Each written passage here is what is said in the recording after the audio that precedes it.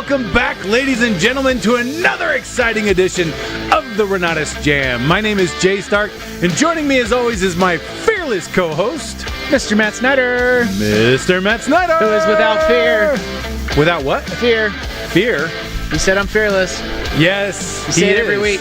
Fearless. He's my fearless co-host. Yes. You have no fear of being my co-host. That's true. There we go. See? Yeah. No fear of saying dumb things. Well, that happens to the best of us, right? I mean, it doesn't matter. You're supposed to have some fear, I think. So maybe not fear, but a healthy respect for, right? I fear saying non-compliant things. Well, that... Don't we all? You're the voice from beyond at this point. Our guest knows he's scared too. A healthy respect for. There's a difference. Yes. Man, I tell you what, we have so much fun as we get prepared for this podcast every single week coming out here. Now, I know that we have had comments come in from last week, because we were not live with our podcast last week because we were celebrating Pioneer Day, which is a very Utah celebration. Oh, yeah, like everybody else went to work that day. Yeah, because, normal people don't celebrate the 24th of July. Well, sorry about that, y'all. We were lighting fireworks again. Yeah, we were getting our Pioneer on. That's right. So Pioneer Day is a celebration of when the early pioneers came across the plains and settled in the Salt Lake Valley. It is now. In the Salt Lake Valley. And it was July 24th of... 18-something. 47. Look, I'm a bad representation of Pioneer Day. I ran 10 miles and went to Lagoon. That's what I did. Which reminds me, I need to get you that video. I totally forgot. I'm sorry. Yes, you do. Yeah, I tried to do it, and my... Matt was stalking one of my children, taking videos of her. To be fair, your child was stalking me. You deserved it. Your Honor. Yeah.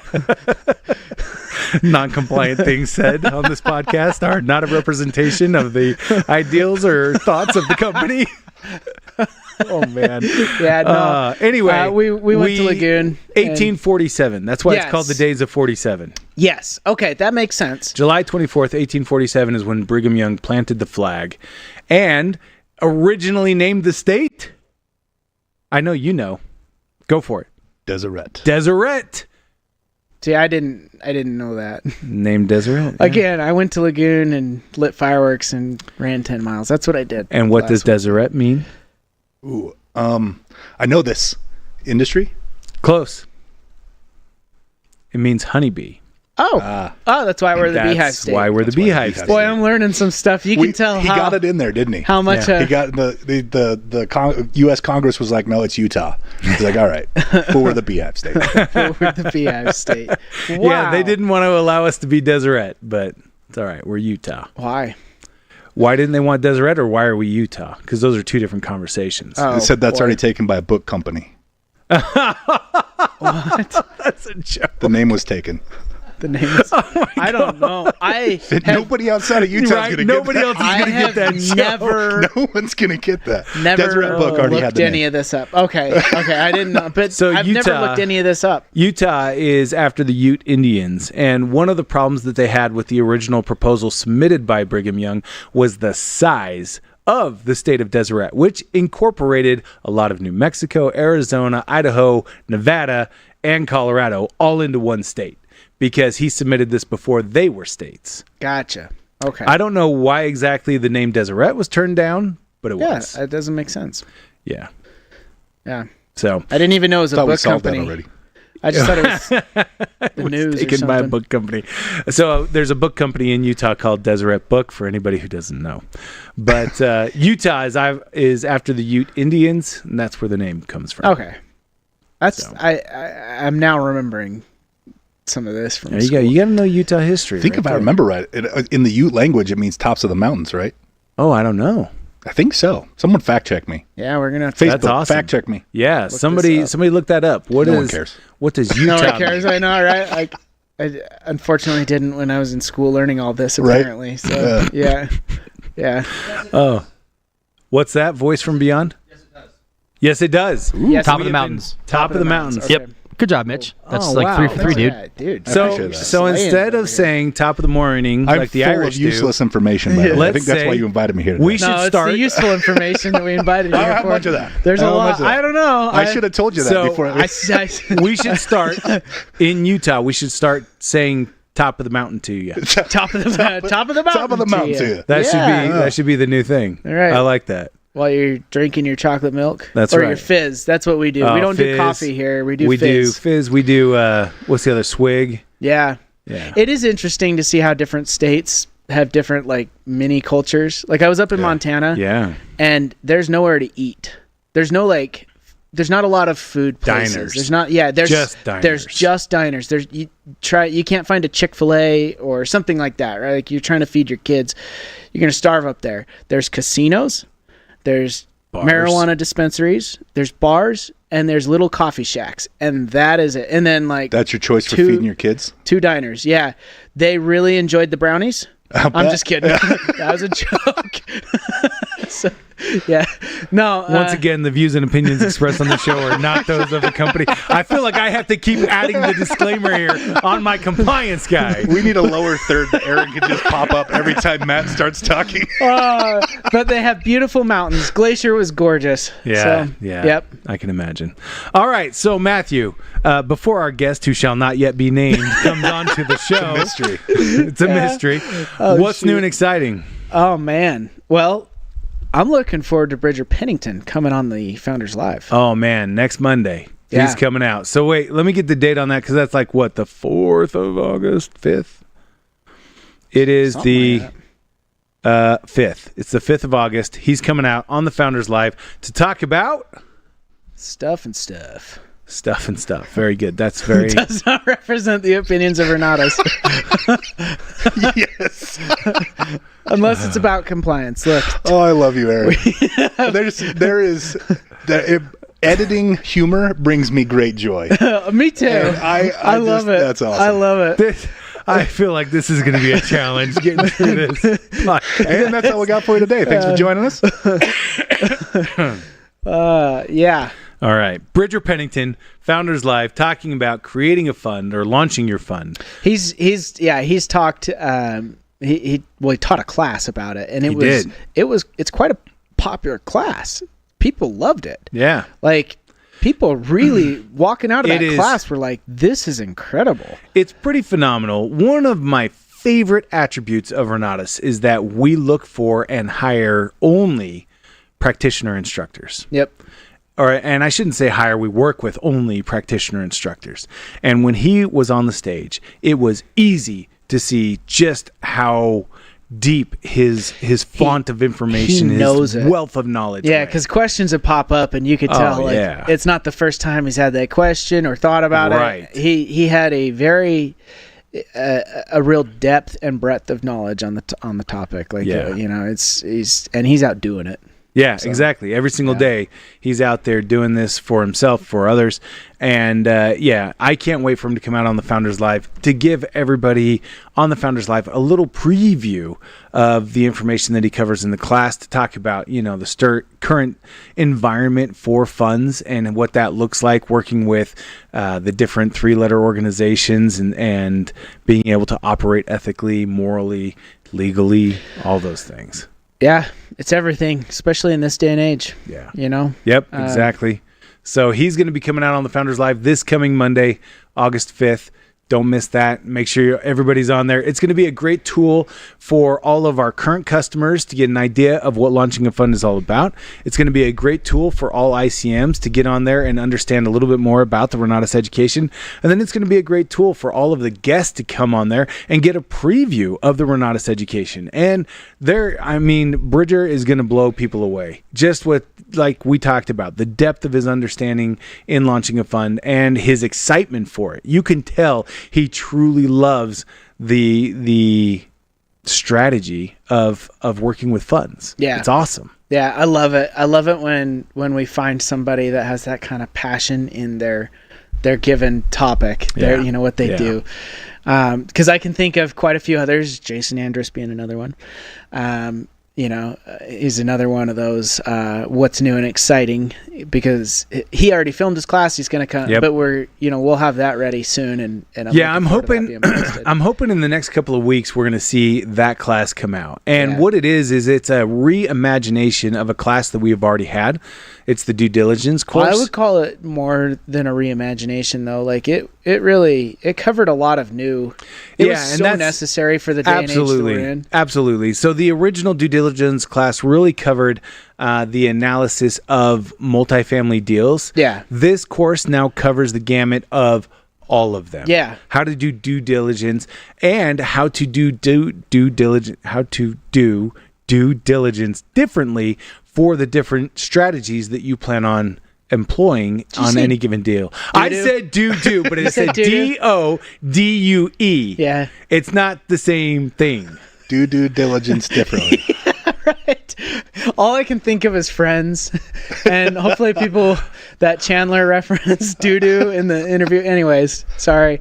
But that's all I hear now when anybody sticks do on the end of a sentence and do on the front of one. So, yeah, I love it.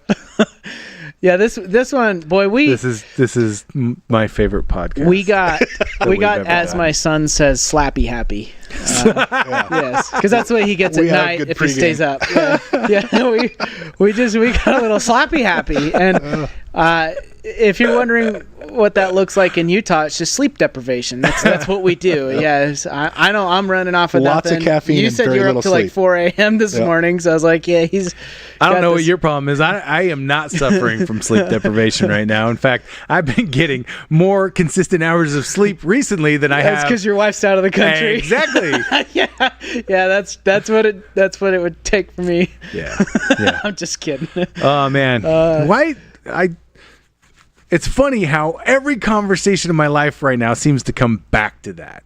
To what? That my wife is currently out of the country. She's a big part of your life. Oh, she is. She's the definitely. center of your world, man. She is. She should be. Yeah, she should be. And it's good that she is. Yeah. It's really interesting. We're at a point in our lives where she now takes each one of my children between their senior and senior year is how you'd probably say that writer.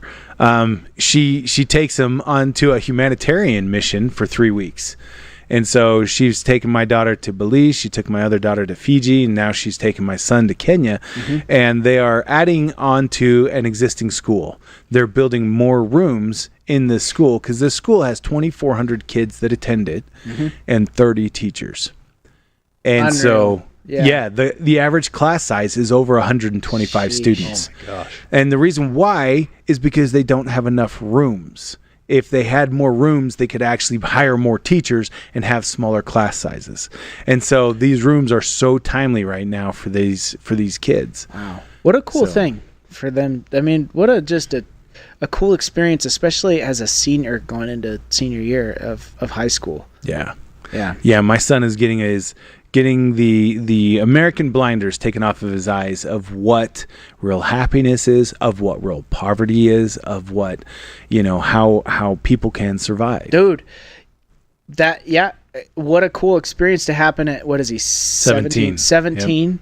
I mean, that happened for me 2 years ago when I went as an adult, right? Like, that's cool. That's fun to have that experience at a young age to gain that kind of perspective.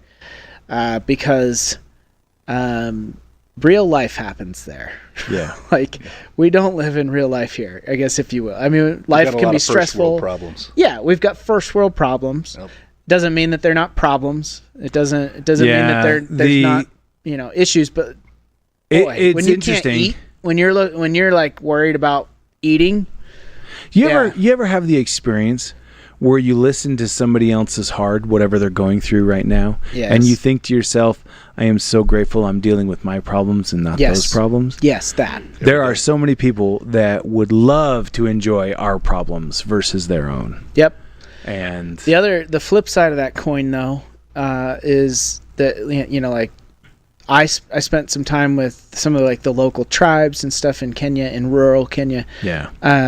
As I know that they are as well, and that was like part of the highlight of my experience because they are going through it as a community, and they are a very tight-knit community.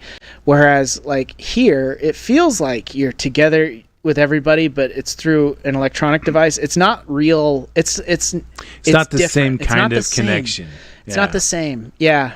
Yeah, where for them it truly is about, it takes a community when raising kids, because they really do pull in the entire community in raising kids. Yes. And while they have much different a much different social organization as far as what's accepted and what isn't, and they have a different, like we were talking about earlier today, different things that are attractive versus what's not attractive. Oh yeah. Right. Yep. And it's just so cool that people can have that experience and then can hopefully come back a different person, not taking for granted what they have, and being able to find true happiness. Yeah. Because that's what I've seen as I've traveled around the world and seen these different individuals. You find happy people everywhere. Yeah. You don't need all this stuff around you to be happy. You can be happy with literally nothing. Right. Yeah. And it's all up to you. It's all a mindset. So interesting. Yep. So I totally agree. It was awesome. Incredible experience. Speaking of traveling to other countries, we have the Leaders Retreat coming up as well. Yes. Now, I think it's pretty awesome that we announced 2 weeks ago, I think, that we get the distinct pleasure of having Ron Williams as a featured trainer at this Leaders Retreat. Yes. Which includes doing early morning workouts with everybody. Yep. Which I don't know if you guys have ever done that, but on the beach in the Dominican Republic at 6:30 while the sun comes up, doing a workout with one of the most decorated bodybuilders of all time is a phenomenal experience. Who is at the Olympics right now. Training and working with athletes, right? Yeah, I was going to bring that up as well. Oh, man, I just stole his thing. It's all good, man. The fact of the matter is Ron he's got the opportunity to travel to the Olympics. Yep. A company has sponsored him to go there and then to talk with individuals about that transition from athlete to entrepreneur. Yeah. And it was really cool because they actually put up a post about him where they were just like, you would think after having earned more than 252 different titles and nominations or awards, accolades, that you would sit back and just enjoy the strappings of your success, but not Ron Williams. And it kind of goes into him, and I was like, dude, that is such a cool profile. It is cool. The work never ends. He's always getting after it. He really is, and we're going to have the opportunity to get after it with him down at the Leaders Retreat. So he's going to be a featured trainer. He's going to be our exercise mentor while we're there, because at an all-inclusive resort, it's really easy to eat more than you maybe normally would. It is. It is a first world problem, right? There. Yes, right. And then he's also going to be hosting as a pastor, he's volunteered to do a non-denominational service Sunday morning for anybody who'd want to join. I think that's great too. Yeah. That's cool.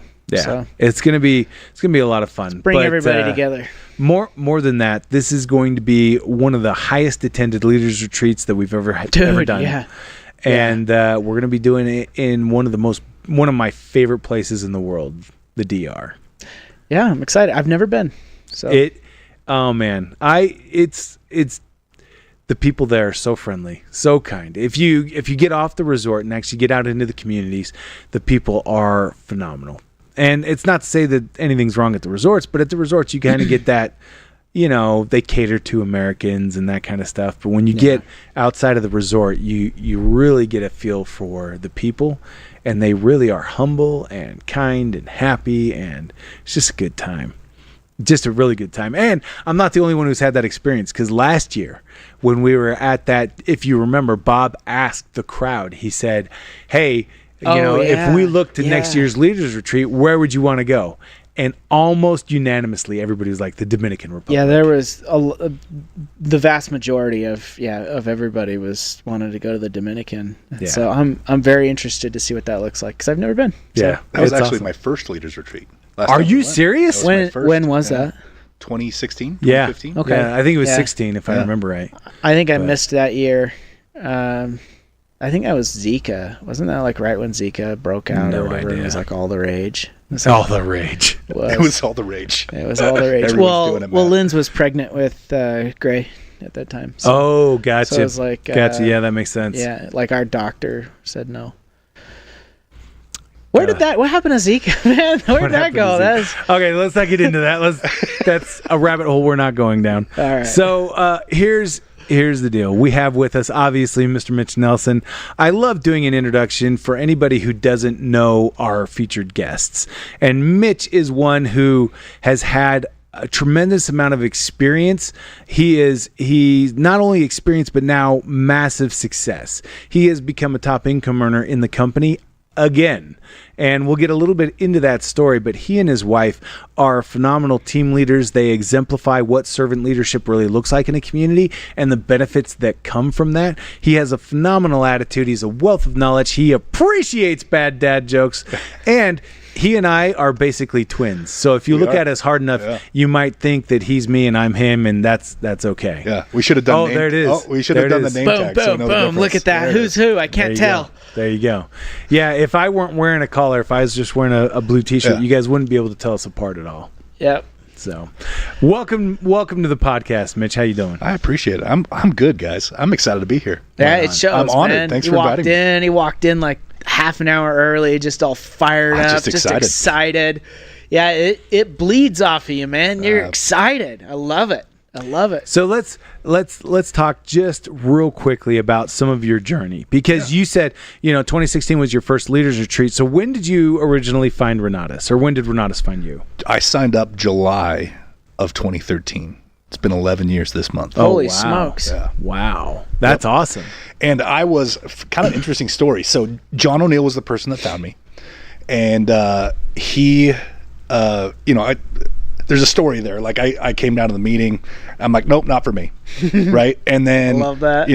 Went did a follow up with Michael Huggins was there. Didn't take his sunglasses off the whole time in a dark bakery. Right. And I'm like, nah, that's definitely not for me. Right. Yeah. I'm friends with both these guys now, so I can make fun of them. Yeah.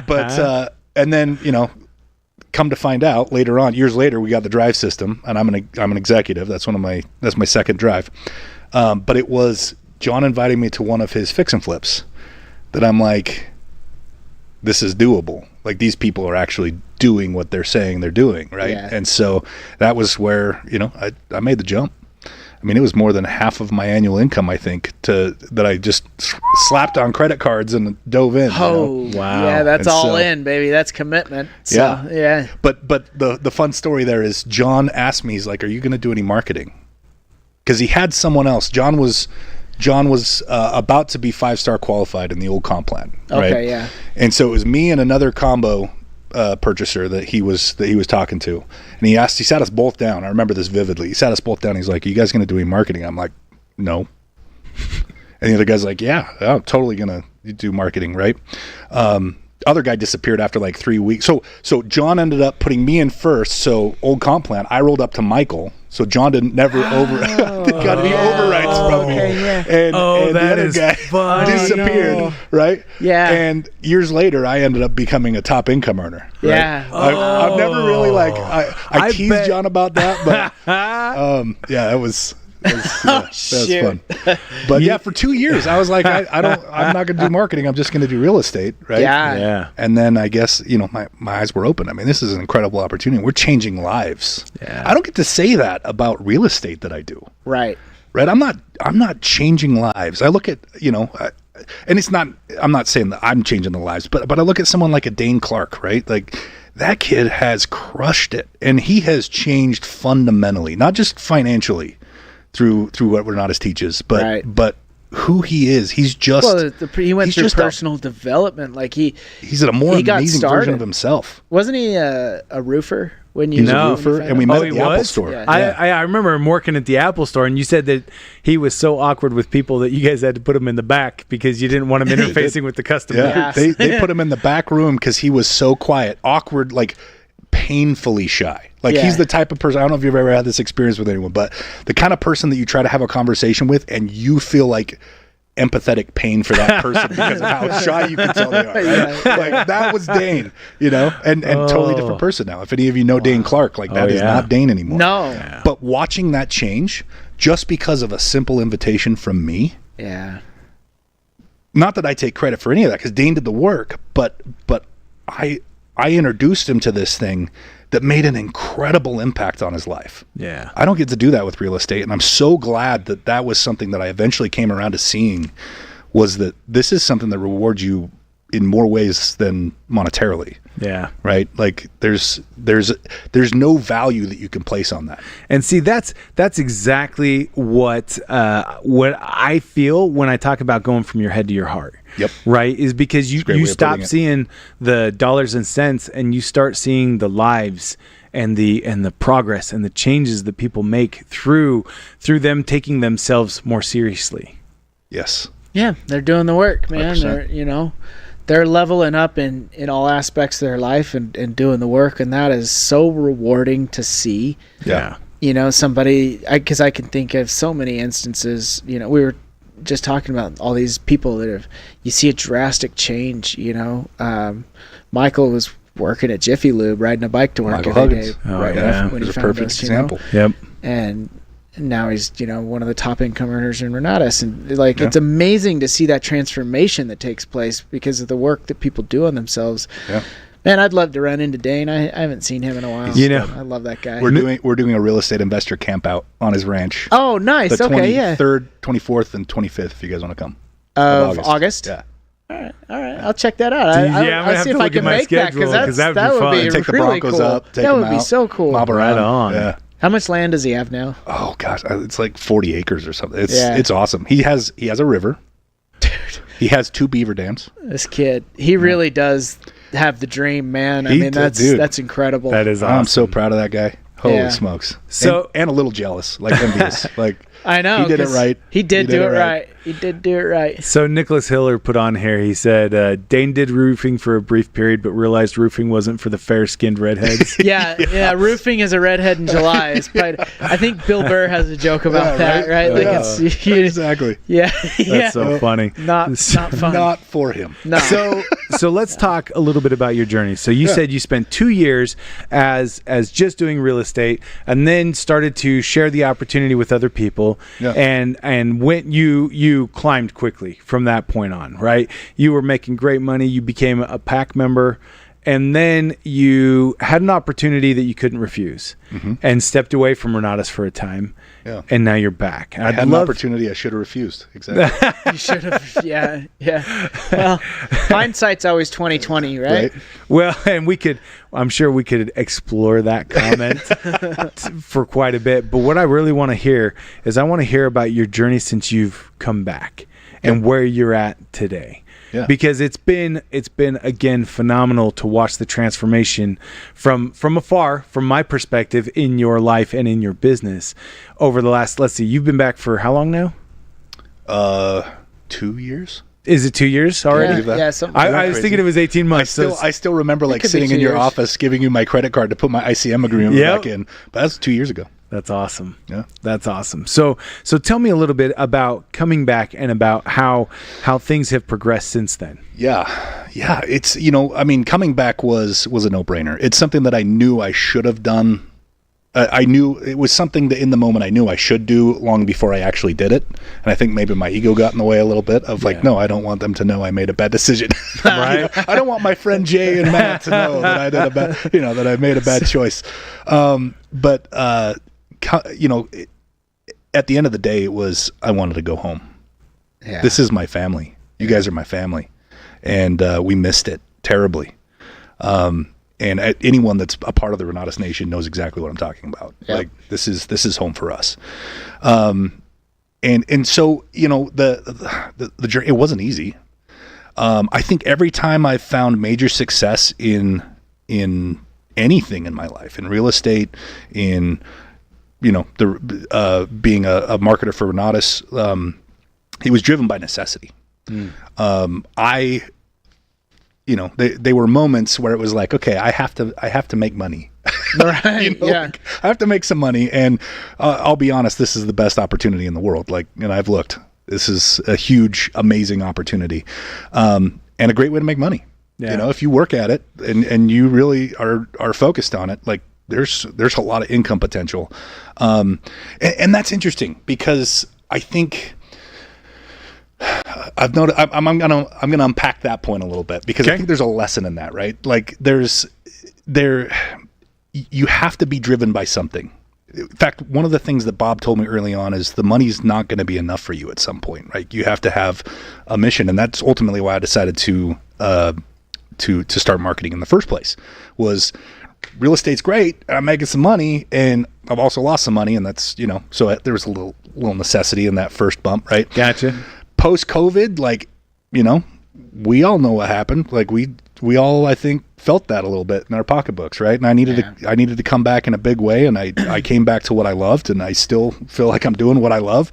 But there was necessity behind it, and ultimately, you just have to put in the work. Yeah. I think we talked a little bit about our first world problems, right? Like, oh, I talked to my friend, and he said no, so I don't feel like this is going to work.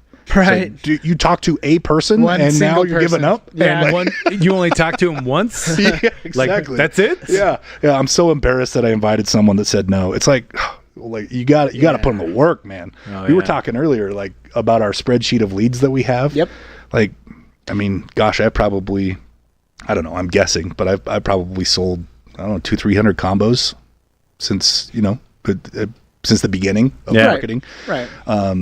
And that means I have a list of maybe 10,000 leads that now I'm just getting focused on remarketing. 700 people said no. Yeah. Yeah. Yeah. But it's a dedication. You have to work. You got to work. Right. And that's it. There's no other way around it. There's no shortcut. There's no easy button. Yeah. You got to put in the work. Yeah. So tell me what was step one for you, because you came back into Renatus with nothing, ground zero, except for the benefit of the experience you had already had of knowing it works and knowing, all those things. So what was step one for you? That was an interesting experience, by the way. Good. Coming back and being brand new, like having no team, I'm just a new ICM. Oh, yeah. But also I have 7 years of I've done this before, right? That was a really surreal experience. But I mean, step one is you get out and you start talking to people, right? The 3-foot rule. I remember having a conversation with Bob. I was sitting in my car shortly after I came back. And I'm like, it's not working. It's not working.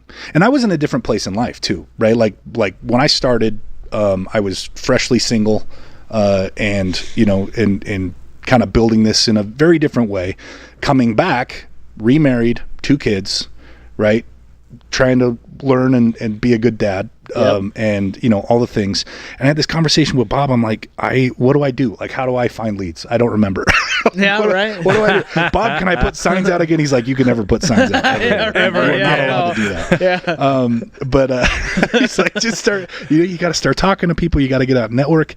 And step one was you just start inviting to the meeting. You got to open. You have to open your mouth. Yeah. You will not get paid for building a spreadsheet.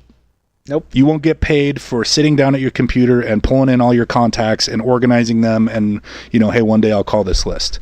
You won't get paid for, let's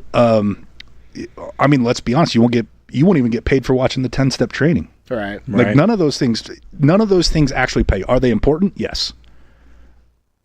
But if that's all you do, you will never get paid. That's right. Right. You have to go open your mouth. And so we just started opening our mouths. We just started inviting people to the meeting. And I got to give a lot of credit to Richard Stock because he reached out and was like, dude, let's get you going again. Like, let's get running, Mm-hmm. And I started inviting people to his meeting. I brought a lot, sold my first combo, sold my second combo, got things rolling. And, I mean, you guys know me. I like to talk a lot. So I want to be the guy in the front, right? So I started doing my own meeting too, and started inviting people to that, and that kind of put me back in the groove. That's just my flavor. That's what that's what I personally like doing. Is I like being in front of the room, But once you stop opening your mouth, once you stop inviting people, it doesn't matter what you've put together. Yeah. It's going to die. Yep. Right? Yep. The lifeblood is leads. It is. Yeah. You got to talk about it. Got it. Yeah, you have to have them. As Mr. Michael Huggins would say, talk to more people.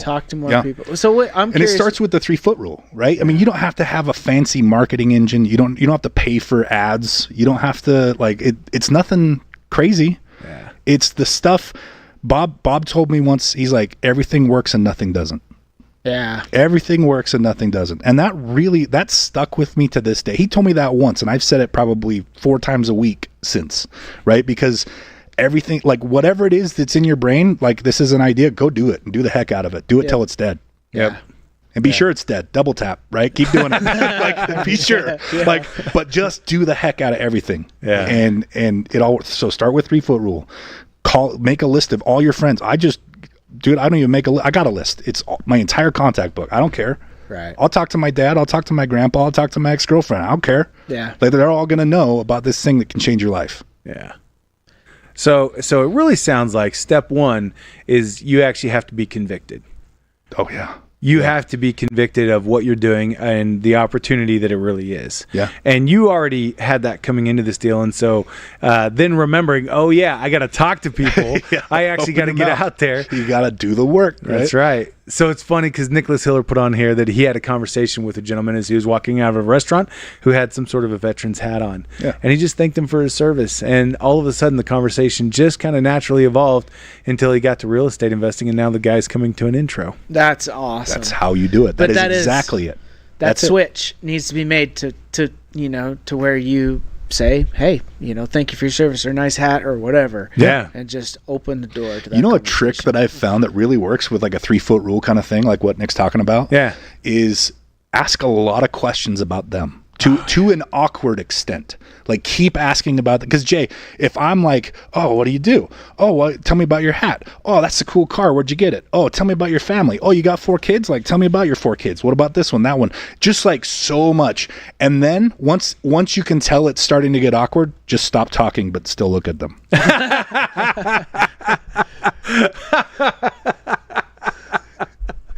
I love this awkward eye contact. What are you going to do? I'm going to ask you a question back. Yeah. Yeah. And then he starts asking me, what do you do? I'm a real estate investor. Oh, really? How'd you get into that? Tell me more about that. Well, I came down to a Thursday workshop, right? Yeah. Like, it's just a very easy way to get people to start asking you. And because they're asking, like, you asked me, I just told you the answer to your question. You know? Like, it's a great way to get people, like, reciprocating the questions versus the awkwardness of, hey, Jay, I've got a thing that I want you to come to. Why don't you come down to this work? Like, that's like an abrupt, awkward way. It's an ask. So and people feel it and they kind of retreat. Right. Let me ask you a really what from my perspective looks like an obvious and potentially even rhetorical question. Is it easier to chew through 10,000 cold leads or to talk to 10 people 3-foot rule style? Everything works and nothing doesn't. Good answer. Do it all. Good answer. He just said it depends. Both. Do both is what he just said. Yeah, you got to do it all. Yeah, I think that that 3-foot rule is just an undervalued opportunity. It is. That people overlook, right? Because what if the person that I'm talking to and building a new relationship with rejects me? Yeah. So what? Move on. Yep. Next. Yeah. And the Mastermind Monday that Woody and I did this past Monday, Woody demonstrated just the power of questions and how you can create unique questions so as to keep people talking. Yeah. So instead of saying how many kids you have, say you have kids, which one's your favorite and why? It's like, what? Yeah, I love that question, though, because it's weird enough that it's going to get people thinking. Yeah, it's a pattern interrupt. Exactly. Yeah. And they may or may not answer the question to any kind of funny response, but it will get them thinking about who you are differently. Yep. Yeah. And I've got a comment about there's an easy remedy to rejection, and it's the 4 core beliefs. Jay, what are the 4 core beliefs? Renatus is the best opportunity in the world. Everybody needs Renatus. If they say no, it's their loss. It's their loss. And oh man, I was with you all the way up those 3. What's the 4th one? I've forgotten. Oh, we skipped one in the middle. Yeah, because the last one is Say them again. The last one all is if three they of us say don't no. know. Wait. Watch this. I'm going to We put got the this out. president, a VP, and a top I'm income earner. going to put this out into the ether because we don't have just the president, a VP, and a top income earner. We actually have the CEO and founder in our audience right now. Oh, no way. Peanut Gallery. What's the fourth one? Why do you have to ask me? Oh, no. Okay, hold on. I didn't even know Bob was sitting there. I should have like. I didn't know he was there either. I have very good hearing. I heard him walk up. Oh, that's awesome. All right, so everybody needs Renatus. Yep. You're doing them a favor. It's the best income opportunity in the world. The best income opportunity in the Everyone world. needs Renatus. It's the best income opportunity in the world. You're doing them a favor, and it's their loss if they say no. That it is. All right, there we go. Boom. Yeah, if you fall back to those 4 core beliefs, then you remove any of the awkward in any conversation. Well, you talked about conviction, and you're absolutely right. I said it starts with work and it starts with opening your mouth. There's a step before that, and that is the conviction. But what is that conviction centered around? We've outlined that. Yeah. Like Bob outlined that for us. That is the conviction. And as long as you understand those things, rejection's not a problem. Rejection's not even an issue.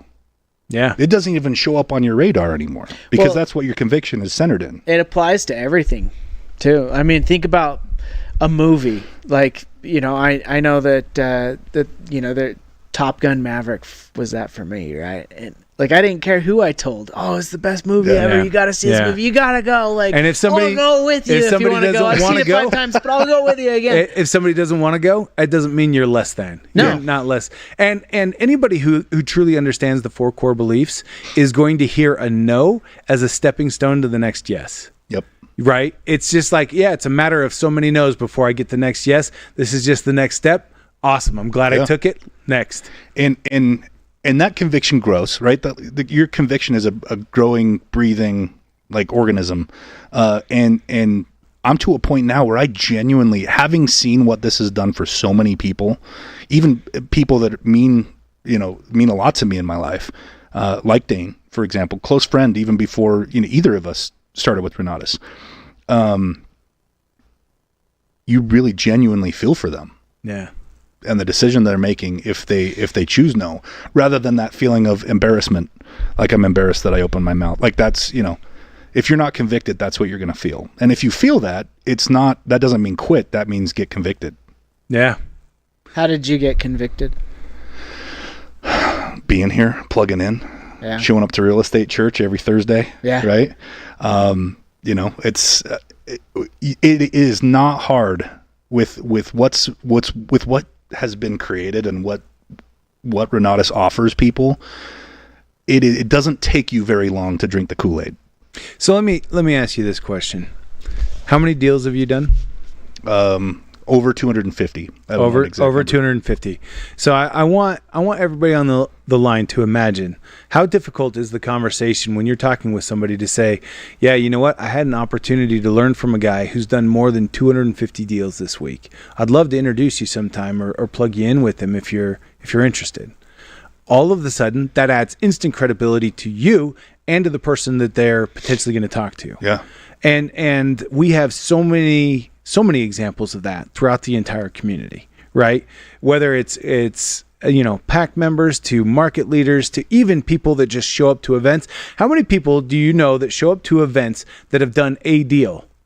Because for somebody who hasn't done a deal is a huge 10,000% improvement, right? Yeah, that's a huge barrier to cross. Yeah. Right. And so all of a sudden it's just like, if you can introduce them to somebody who's done one deal, well, that's huge. Yeah. Really, tell me more. I want to know more. And so I just think that there's such value in being able to leverage the credibility of others in the community as well. And there's an indirect ripple effect from that conviction. Also, like as you get convicted about the 4 core beliefs, people don't want to follow someone who is waffly on their conviction. Like if you were like, dude, if you're calling me and you're saying, hey, dude, I just started this new thing. I want to invite you down to a meeting. And I'm like, nah, it doesn't sound like it's for me. And then, I talk to you a week later and you're like, oh, I quit.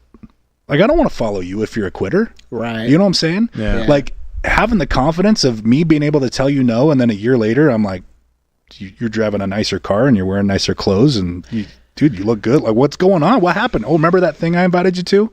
I'm Still doing it.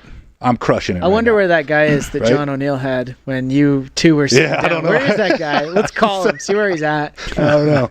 He's still in the same W-2 job. Yeah, he could be. He could be. I mean, and I'd be interested because looking at your journey and how far you've come. Yeah. So, yeah, you were saying that the purchase of Renatus was half your yearly income at the time, right? Yeah. That's incredible. And to look at where you've come now. Yeah. Yeah. So I am one of those stories and I think that's where my conviction started, is seeing the change in the 2 years that I spent as a student and not an ICM.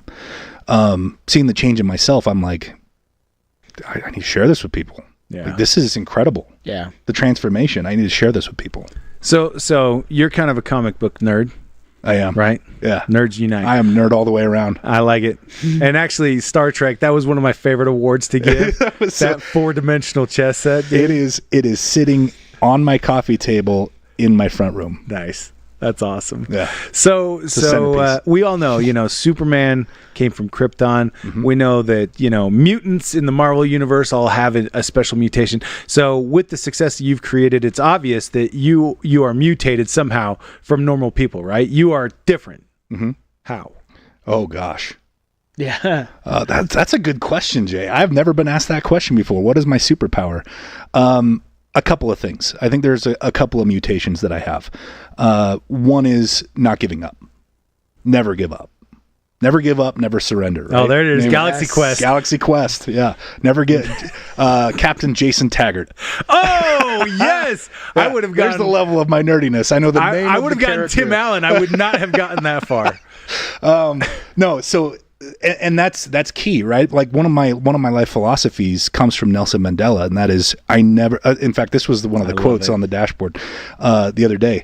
I never fail. I win or I learn. I never lose. I win. I never lose. I win or I learn. Yeah. We have misdefined failure, I think, in our culture and in our society. We believe that we're taught to believe that failure is you set out for outcome A and you got outcome B, you failed. Yeah. And so we're going to set you back. We're going to hold you back. You're going to have disciplinary action. That is not true. That's not how life works. Right. Like once you get out of middle school, high school, like that's not how life works. You and Nelson Mandela says, dude, if you're taking action, I'm pretty sure he said dude at the beginning. Probably. He said, dude, if you're taking action, 2 O's. You win or you learn. Yeah. In my opinion, knowledge is a more valuable currency than money.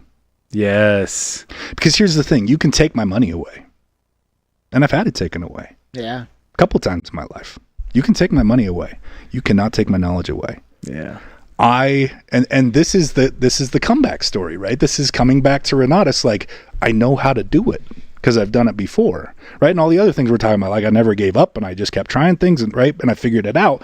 But coming back, I know how to do it. And you can't take that away from me. Yeah. Right? So if we go back to what Nelson Mandela said, either we're going to win, which is usually making money, or we're going to learn something. Which is beneficial as well. That's almost better, right? Yeah. The only way we lose here is if we don't take action. That's the only way you lose. I'm going to couple that with another one of my all-time favorites, Winston Churchill. He said, success is going from failure to failure with no lack of enthusiasm. Right. And it's just like, that's what it is. If we learn through our failures, then we're not actually failing, we're learning. And like you said, that knowledge can be more valuable than the money we could have won in that same scenario. I think we have a brilliant embodiment of that in our culture today in Elon Musk. Yeah. Like that dude has shown us that iterative failure actually propels you forward faster than analysis paralysis. Yeah. Right? You will learn more from trying it and failing at it and moving forward off of what you learn than you will if you sit and think about it for a long time. Oh man, That Bob Snyder exemplifies that so well, because he says, even in the meeting that we had earlier today, he said, done beats perfect. Yeah. And that's the way that we run the company. And obviously it's been the way that he's been running his entire career. Yeah. Is it's better to take a step forward than it is wait until the perfect step is available. I actually, since you're both in the same room, I have a question that I've been wanting to ask both of you for 11 years. How many Jay and Silent Bob jokes do you guys get? Oh my gosh. It wasn't really a thing for a long time until about, I don't know what, 5 years ago maybe, people started saying it to us, and Bob's got no clue, right? What are you guys, I don't know. So he would just kind of smile, and I've never actually seen the movies. I know that they were part of Clerks, right? And then didn't they have their own spinoff or something? Yeah, I've watched Clerks once, so but I mean, the name's the only thing in common. You were both very gifted orators, so yeah. I've never seen the movie either. I just know I know it's Kevin Smith, and I don't know if he's Jay or Bob. I don't know which one he is supposed to be, but he's Bob. Silent Bob. So Aaron would know. He loves movies, but yeah. That is some 90s pop culture. Is it 80s or 90s pop culture? 90s. 90s pop culture for you. Yep. Yeah, we have gotten it a little bit, but whatever. Let's see. I asked it, so check. There you go. Yeah. It's done. I've been waiting 11 years to ask this question. Today. A little anticlimactic, I guess. So I'm trying to think. Who was it? It was oh shoot, I just lost her name. The founder of Spanx. What's her name? Sarah Blakely. Sarah Blakely. Yeah. Sarah Blakely loves recounting the story of when she was a kid. Her dad would challenge her and her siblings every single day, saying things like, "What have you failed at today?" Yep. Not because he wanted his kids to fail, but he wanted his kids to try something that they maybe weren't proficient at, and so they would get to that point of failure. And honestly, I've learned through my own experience that it's not until you're willing to fail that you can truly see how far you can go. Yep. Yeah. Totally agree. Everything that I ever got good at, I was willing to suck at first. Yeah. And that's the way that I feel, is like, just give yourself permission to be bad at something. Yeah. I mean, how many people sit there and look at their list of leads that they created with sweaty palms? Yeah. Because they're like, I've never done this before. I'm so scared to pick up my phone and like talk to somebody. I'm going to sound like an idiot. I've got news for you. You are going to sound like an idiot. Yep. And that's okay. We all sound like idiots on the first one. And sometimes, I mean, I've been doing this. I've been in sales my entire life. I still sound like an idiot sometimes. That's okay. That's okay. And what did your first presentation in front of the room look like? Yeah. How did that go? I don't know. I wasn't there, but it was not what it is today. Yeah, that's for sure. I believe it. And I've seen that process happen over and over for a ton of different people. They, give their first presentation and it needs work, right? Or whatever. Yeah. And but that's okay. That's fine. Yeah, that's the process. But people are so afraid of getting up there because they're like, well, I'm going to look dumb. Of course you are. You've never done it before. That is a step every person needs to take. And if you are going to be successful, you have to take that step. Yep. You got to check off the I look like an idiot box, right? Like that's one of the things. I had multiple, when I started running, I'd never run before. I had multiple people say that I look funny when I run. That's awesome. I kept running.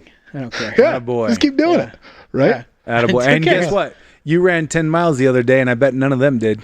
Yeah, probably, yeah. There's going to be people that tell you look funny, you're doing it wrong, you don't sound right, you whatever. Yep. And the question is not whether or not you look funny. The question is whether or not you've got the grit to persevere. Yeah. Whether or not you have the determination to push beyond that, push through it. I have seen, how many examples could you cite right off the top of your head of people that were born with obstacles that they then not only overcame but became the best in the world? Our next podcast guest would be one of those. Powerful story. I'm not going to blow it, but holy smokes. Yeah, it's awesome. But doing Good Vibrations, you have talked about so many individuals that had these massive hurdles to overcome. Totally. But in overcoming those hurdles, in really pushing through the obstacle, not working around it, but going through it. Stallone comes to mind. There's several, but Stallone comes to mind right off the bat because of the nerve in his in the side of his face that was severed at birth. The doctor accidentally severed a nerve, which is actually why part of his face was paralyzed and looks the way it looks. He was told by multiple, like we're talking dozens of acting agencies, that he looks quote unquote dumb or too funny, and he talks funny because he's part of that paralysis has affected his speech and all that kind of stuff, but he kept showing up to all these places. And I mean, his story is incredible if you go back and watch that one. But that is just one. Oh, but yeah, there there's have been tons. So many. Yeah, there's so many. And so I love what you were talking about. I love that it really comes down to the mindset of the individual to push through the obstacle that leads to success. Yeah. Yep. Yeah. And isn't that funny? Like I imagined when I first made the decision to that this is what I wanted to do with my life, that I wanted to introduce people to Renatus, and that I wanted to share the story of real estate investing and how that can change your life. I thought I'd do a lot of talking about real estate investing technique. Mm-hmm. But I find that mostly what I talk about is mindset. Yeah. We have this, and I think it's human nature, right? And I think this is part of the like what life is and what it's about. We have this thing inside of all of us that we talk bad to ourselves. Mm-hmm. We just constantly tell ourselves, I won't use the word I usually use, but bullpucky. That works. Okay. Is that compliant? So not reflect the views. I need that lower third up. No. No, we constantly tell ourselves bullcrap, right? Like we are our own worst enemies. If you think about whatever your goal is, if it's, I want to go fix and flip a house, there is not a physical barrier between you and your next fix and flip. Right. There's not a physical barrier between you and your next rental property, and there's not a physical barrier between you and your next combo sale. There's no shackles. There's no handcuffs. The only thing holding you back is the bull crap you tell yourself in your brain. Right. And we have to stop doing that. Yeah. Right. And that's a never ending struggle. It gets easier as you get good at it, and it's a skill you can get good at. I feel like I'm on that journey. I work on it every day, but I still have to talk myself down from telling myself, hey, you're not good enough. I love that. Right? I want to 10x my business, and I make good money, but I still want to do better. And there's a part of me that I have to fight with that is, no, this is as good as you can do. Yeah. I love that. I do too. Because that's so intentional, so deliberate with who you are and how you show up and who you want to be. Yeah. I love that. Making decisions as if, we could go on and on. Man, I so appreciate your time. I wanted to continue this conversation and talk about some of the cool things you're doing now. We need a part 2. We'll have to do it again. Should we do a part 2? I will come in. Can we just do this every day? Yeah, heck yeah. I'm game. Let's do it. Let's let the three of us, let's just come in and hang out with microphones and headphones. Let's do it. Well, let's do a part 2, because I would love to get into some of the things that you and your lovely wife are doing now with that First Flip Challenge that you guys have going on, with the people that you're inspiring, serving, and helping at this point in your career and in your business. I would love to get into that. We've kind of expired our time for now, but Mr. Hiller's on board. He says yes to a part 2. Sweet. So let's do this. I know. Do we have our guests set up for next week already? No. So we could. You want to come in next week? I'll come in next week. Absolutely. All right, let's plan on it. Yeah. Part 2. Let's plan on a part 2. Cool. Okay. Because this conversation has been filled with gems. This has been so phenomenal to hear about the mindset that you're creating deliberately, and about the tools that you've employed that are no more difficult than making a decision. But hearing your story about the decisions that you've made and why, and hearing about even the insecurity about coming back, and fear of embarrassment, fear of, all of these things, starting at ground zero again, but all in that 2 years, being able to again create a thriving opportunity for so many people and so many lives. I so appreciate you being here with us today, my man. pleasure. This has been awesome. I love it. Thank you for the invite. I'm honored. Okay, well, everybody who's on the line with us, make sure that you by Grabthar's hammer. Oh, my Another goodness. What a Galaxy Quest reference right there. I love it, Aaron. I don't get Perfect. it. I don't get it. You gotta watch the you have movie. to tell You will me. be avenged. Yeah. Okay. Oh my gosh, that's all I could think of is Snape. What's the actor's name? Alan Rickman. Alan Rickman. Alan Rickman. Yep. That's Alan The late, Rickman's great line Alan Rickman. in Galaxy Quest. Anyway, for everybody who's on the line with us, make sure that you tune in next week for part 2. And for everybody who didn't get to participate with this, make sure that you share this with those individuals, because this, like I said, this is a treasure trove of just wonderful insights and concepts that can be applied in your life and business today. Thank you so much for being here. You're a rock star, Mitch. Pleasure. Man, this was awesome. For everybody else, don't forget, the reason why Renatus rocks is because of the people who associate with us. That includes each and every one of you. That includes you and you and you all the way over there. I am so glad and proud to be a part of the Renatus family, because Renatus rocks. We'll see you guys next week.